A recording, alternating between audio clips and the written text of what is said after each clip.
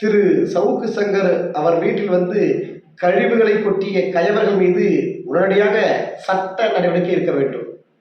இது மிகவும் கண்டனத்துக்குரிய ஒரு செயல். சமுதாயம் வந்து கீழ் நோக்கி செல்கிறது. இந்த செயலை பார்க்கும்போது ரொம்ப கேவலமா இருக்குது, அசிங்கமா இருக்குது. கருத்தை கருத்தியலாக எதிர்கொள்ள வேண்டும்.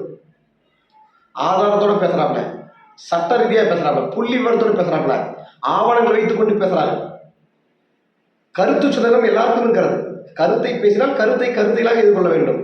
இத்தகைய களவாணி செய்வதெல்லாம் வந்து ரொம்ப ஒரு அசிங்கமா இருக்குது. இது ஆரோக்கியமான சமூகமா இல்லை. ஒரு வீடு வந்து அத்துமீறி வீட்டுக்குள்ள போயிட்டு கழிவுகளை கொட்டுறது, மனித கழிவுகளை கொட்டுறது, மிரட்டல் விடுறது, இதெல்லாம் ரொம்ப அசிங்கமா இருக்குது.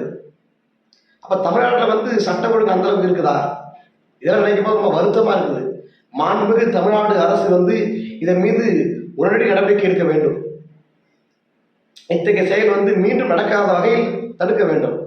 கருத்து சுதந்திரம் எல்லாருக்கும் இருக்கிறது. தவறை பேசினால் சட்ட ரீதியாக அவரை வந்து கையாளுங்க, கருத்தை கருத்தியலாக கையாளுங்க. அடாவடித்தனம் வந்து ஒரு ஆபத்தான சமூகமாக மாறிவிடும்.